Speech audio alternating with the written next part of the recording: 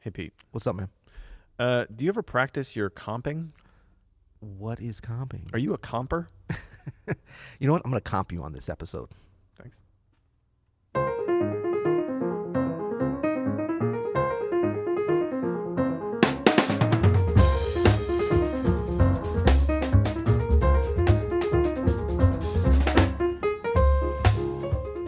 I'm Adam Maness. And I'm Peter Martin. And you're listening to the You'll Hear It podcast. Daily jazz advice coming at you. Engineered by Adam Maness. I feel like Again. I'm really knocking it out of the park, I have to say. Well, if they're hearing this, then you are. If this turns out that the whole system crashed. Actually, I'm looking over at the computer there. It is kind of a... Oh, no, that's a screensaver. Is that okay? My heart almost stopped just now, man. I don't want to mess this up because, I've trained Andrew how to do the podcast, but now he's kind of like taking it over, right, taking on as his own, and now I feel like I'm... the tail's wagging the dog. Now the dog's trying to wag the tail again. I feel like I'm out of my element, even though this was my thing for so long. That's right. Today's episode of the You'll Hear It podcast is sponsored by the Oxford American. Hey, go to the Oxford American's website. That's oxfordamerican.org/YHI for some great deals. It's $25 for an annual subscription. It's amazing content. Please check it out. Yep, good stuff. What are we doing? We're still on the speaking into the pipe party train, aren't we? We're speaking in the pipe. Go to you'llhearit.com to leave your own speak into the pipe. Yep. This is a speak pipe from Patrick. Hey guys, it's Patrick from Cincinnati. It's been a while since my last speak pipe message, but I heard you guys were asking for some more, so I figured that I would throw one into the pod cave for you guys to address. As always, love the podcast and everything you guys do over there, so thank you for that and keep it all up. But the question I wanted to ask was about practicing comping kind of as a whole, because I find oftentimes that I get very caught up in playing new voicings and new rhythms when I'm practicing comping kind of in isolation in my bedroom, and then I get to comping for other people in the real world, so to speak, and it doesn't sound always the way that I would expect it to based off of what I was practicing. So I kind of wanted to ask you guys about how you practice comping more holistically as opposed to just focusing on, I want to learn all these new voicings or all these new rhythms or something like that, and how you really kind of get to the phase where you're accompanying soloists pretty freely, but you're still able to use all of that cool stuff that you work on in practicing. Just take that with and run with it, I guess. Thanks in advance. That's a great question. Cool. Thanks, Patrick. Big shout out to Cincinnati. Yep. Our upper Midwestern neighbors. Yeah. Kind of. It's like a brother to us. Yeah. 5 hours away. Fun fact on Cincinnati. You've been to the Cincinnati airport before? Yes. You know what state it's in? Kentucky. It is. Yeah, it's weird. I can't pull anything past you, can I? I'm a Midwest traveler, buddy. That's right. I've connected on Delta. Okay, so this is a great question because I love these questions that are, I don't think they're necessarily things that we've solved, but I remember when this was for me, how to practice comping, how to comp just in general, but really how to practice it was it was like one of those things that would keep me up at night. Like now it's more like I wake up like, did I pay that bill? Yeah. But I mean, this was like, it was like a tyrannical kind of thing on me. And so it's really like, first of all, I just want you to know that when we identify, for all the listeners, especially as pianists, there's like kind of jazz musicians, there's, all the different levels, but as jazz pianists, there's what do they call it? There's like solace and community. Yeah. Because the reason this is an issue is because A, it's hard, B, it's important, but C, there will be A, B, C. 1, 2, 3. A, B, C. Where is it? Where are you going? There is a solution, but it's it's a gradient thing, and it's like you're going to get to the promised land, but you're never going to just like, it's so hard, how do I do it? And then all of a sudden you open the door. Oh, it was here all the time. Yeah. And you know what? Man, comping is tricky, right? Yeah. Comping is it's not like soloing where it's kind of your own thing. Yeah. It's every soloist you comp for has a specific idea in their head what they want sometimes. I think comping. that what we should do is today is just talk about how hard it is, not actually give a solution or a way. No, because I could talk for hours on how hard it is. I've struggled with this too. I work on it probably as much or more than anything else, trying to get it. But it is hard because it's like you're supporting someone else. You're trying to do something that is the most interactive without stepping on toes, but with giving something to the ensemble, adding something. Yeah. Hopefully the soloists can, if not play off of, at least give them a nice, pad beneath them, something where it makes everything gel together. That's tricky. There's a little bit of magic in it. Yeah, and I think this thing of stepping on toes, that's going to happen no matter what level. Every so, time. like, what do you do once you step on the toes? Just like in real life, if you step on somebody's toes, if you just kind of run away, someone's going to be like, why? Did that guy just step on my toes and try to grab something out of my wallet or what? You have to deal with it. And there's ways to turn it around and make it funny or make it interactive or make it a positive. And so, like, this is a tricky thing, but it's a very rewarding thing. And it's such an important part of what we can do and what we can bring to the table as jazz pianists. Yeah. No matter what, as times change, like this is where it's at, Oh, it's true. And I think, we haven't done this in a while. Our number one. Listen. Yeah, but this is the sure. time for this. I mean, you talk about supporting somebody. How can you support them if you're not listening to them? And this is what makes it so hard to practice, right? Is because you have to listen to what the soloist is doing and you have to react and be there for them. And it's not like you can practice. I mean, you can practice this with recordings and try to comp for, Coltrane or Miles or someone like that. But the thing is when you get into a live situation, that soloist is probably going to react off something you're doing. Yeah. So it's not the same thing. They're probably not barreling ahead just on their own, or maybe they shouldn't be in certain situations. So you have to be able to react and then re-react to them and be this thing that grows as a unit, not just the soloist, the drummer, the bass player. So it's really only something you can practice with other people, and that's the hardest thing. I will say that a few technical things to get out of the way, first of all, is to make sure that you have the voicings that are part of your sound together in every key.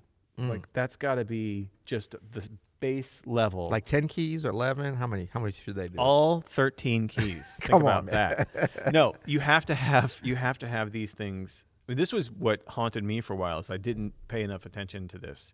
I just, I had this idea in my head, I can voice and I can figure things out. And then sometimes I would get in a weird key and it'd be like, I don't really have anything that sounds good in this. Yeah. Like I do, like I can do some stuff, but they sound kind of crappy compared to my other stuff in F, you know what I mean? Yeah. And so I remember spending my 20s like really trying to tighten this up, really trying to get everything, first of all, acknowledging the voicings that I loved that were part of me, and then really trying to clean them up. But that's smart. But now, was it like when you turned 20, you were like, you know what? By the time I'm 30, I'm going to have all. Did you have that much? No. Or was it more like 28? You were like, oh, man, I'm almost out of my 20s. I better get this together real quick. No, I just remember certain saxophone players giving me really dirty looks and me being like, oh, snap, I better clean this up. But, man, we've talked about this before. That's when you learn. Like when you make a mistake, traumatic situation. And I always want to reiterate to people, and for comping, because it is a long road, you're going to have some times that people looking at you funny or where you feel down. Like, embrace that. What do they call it? Lean into it. Yeah, lean. Don't lean into it. Grab it.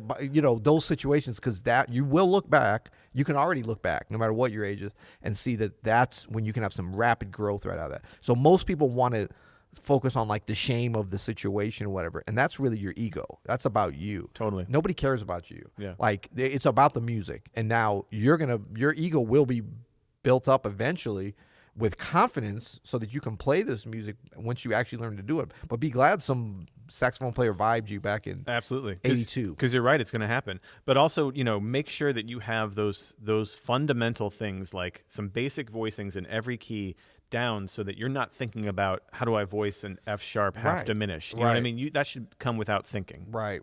I mean, we like to put the fun in fundamentals. Yeah. Okay. But it's a super important, It's like, I mean, we do a lot of basketball comparisons, but if you can't do a simple layup with your left hand, there's going to be situations where that gets exposed. Right. They're going to be guarding you that side. You see that. Exactly. So I think too, I was just thinking about when you said like going through all the keys, you have a situation where, you've got somebody that comes over to, like a plumber, and they're really good. Like those plumbers, they can just like fix anything. We actually had a plumber that built a bathroom for us in the basement, and we were going to have like a contract. The contractor's like, let's see what he thinks. Like, he knew where to put it, and he built that. Like, we just went, and he's like, I need some tile. Pick out what you like. I'll do it. But one cool thing was, whenever he got, we have an old house, whenever he got to something weird, he's like, hold on a second. He'd go out to his van, And I saw in his van, it was just like stuff everywhere. But he had like somewhere every size tool or whatever. And there might be one. He's like, man, I hadn't used this funky metric one in a while or whatever. But if he had come over, they have other plumbers that come over and fix your stuff. And then they're like, oh, I don't have the right wrench. Do you have any wrench? You know, they want to use your tools. And then if you don't, they're like, all of a sudden they're no good because they don't have that tool. They're great when they're in the right key. You got to get the tools together. You have to have the fundamental tools. And you know what? I'm going to give a shout out to our blog here. Do you know about our blog, you'llhearit.com? I've heard of it. Yeah. There's a ton of great voicing informations, 5-note, two-handed voicings, spread voicings, octaves, there's a ton of good stuff. Block chords, all good for comping. So go check those out. Like we have the fundamental voicings that most pianists use available there, and then learn those in every key. Make sure you know a lot of voicings with different melody notes on top so that you can create melodies. Very important when you're playing with someone who's playing a melody. So Wish that I'd you're known not that years ago. Thanks for telling me now, buddy. but those fundamentals, I think that's where you start. Yeah. And I think so the part of Patrick's question about accompanying, comping in real time versus cool stuff you practice. Now, this is actually a little bit easier. So the things like the resources that you're talking about, the different things that you practice learning in all 12 keys, that's from when you're practicing. That's preparation for when you get a chance to practice the actual comping, which can only be done in you can kind of do it along with the recordings as we talked about, but in terms of like it has to be totally, you don't know what's coming at you and to see how you react. This is actually kind of easy. You don't try any of the cool stuff. Because there's not going to be time to be like, I'm playing cool stuff and I'm listening and being supportive. You have to let that stuff holistically, or not even holistically, just naturally come into seep into. It's kind of like the stuff we talk about when you learn a solo, a phrase. Don't be that guy where you learn that Miles phrase and then you got to play it at the beginning of your solo. Totally. Wait for it to happen. And it might not happen that night. And then you'll be like, well, why did I learn the solo? No. You did that to develop your ears, to develop your understanding, to develop your conception, your framework for how this music can be. It'll come out naturally if you let it at the right time, but you got to be patient. Well, this is similar to our thought the other day on soloing, and that's to not play anything you're not actually hearing. Right. And Did we get a little pushback on that from somebody? I don't think so. Oh, okay, because good. we're right. Yeah. Because Chick Corea said it. I said his full name. Oh, that's right. But even when comping, if you're not hearing it, don't play it. That's right. Don't play anything if you're not hearing anything. Right. Because it's better off than you just playing something by rote that's not great. And if we hear of you guys out there doing this, we're going to change the name of this podcast to you don't hear it. That's right. And that's going to be really fussy because of the website and everything, Another couple practical things I think that I like to practice with comping. Both. Wait. Should we say these for the ultimate at the end? Yeah, I'll save one for the ultimate. Okay. All right. Give But one that I remember, I think it was Hal Galper who taught this way, which was listen to Red Garland comp. And like 90% of what Red Garland does is on the and of 2 and the and of 4. That's right. Those two rhythms. Yeah. 1, 2, 3, 4. Yep. Can make a huge difference in how the band propels. That's right. He's not doing that the entire time, but there's a lot of those rhythms that help just lead into things. Yep. And normally we would think about syncopation of like how does that juxtapose, but you're talking about comping over a walking bass line most of the time. Those rhythms. So you've got the on the beat. Doom, doom, doom, doom, doom, dang, dang, dang. So you've got a built-in syncopation all the time between the bass, the ride cymbal, and the piano, and that can become more pattern-based comping, where you're still listening and supportive, but you can be playing through more. It's not as much of playing in between or trying to get super interactive outside of on a rhythmic kind of level. If I want the band to sound like it's swinging even harder, I'll start doing that kind of Red Garland style comping. Something you do a good rhythm you do is a end of 3. You like the end of 3. I've noticed. I like the number 3. Yeah, and it's a syncopated thing too. It's usually end of 3 and then something on the 1, or maybe you displace it 1, 2, 3, kind of thing. Yeah, those rhythms. I remember when I invented that back in '77. You didn't invent anything. It was the like year that. after the bicentennial of our country. No, but it helps with swing. I've noticed that end of 3 string. Yeah. That it kind of helps. Again, there are these core rhythms that help kind of pull the thing together. Yeah, drummers have them too. Absolutely. Yeah. Cool. All right. Well, thank you for that, and big shout out to Cincinnati and Ohio as always. We're gonna have one more tip, and I know you got a good one. I even think I know what it is. I bet you don't. Okay, I bet I don't. Well, I'm looking forward to learning that. We are sponsored by honored to be sponsored by the Oxford American. Please go to oxfordamerican.org/YHI to sign up for the e-newsletter. You know all the stuff that we say, but we keep telling you because we believe it. We love it. And there's still some of you coming on every day. And the reason for that, do you know why? We got new people. Why? Have you seen our stats lately? I have not. I haven't either. But I can feel it. I can feel it because we're getting a lot of comments Feel on YouTube. the energy. Go to YouTube, leave us comments. I've been answering a bunch. Adam has not. So start calling him out. I want to see some people this week. Buddy, I answered comments yesterday. Okay, we'll say It was the first time in 3 months. Yeah, but yeah. I did it. Call him out because he's a funny, moderately funny guy.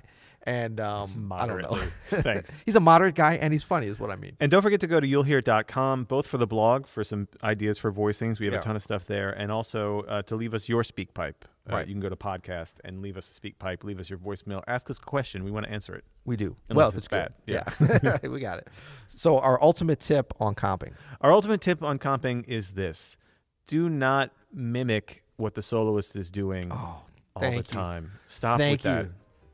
Thank you. You're there to add to what they're doing, Yes. to support them, not to constantly being A mirror. a mirror of what they're doing. Nobody likes that. But not only a mirror, like a mirror, we're like, Yeah. like you're shoving it in their face. It's like the most basic version of listening, and Right. it's not cool. Although, don't you love it when the drummer, when you go, ba, ba, ba, and the drummer looks at you and goes, ka, ka, ka, ka.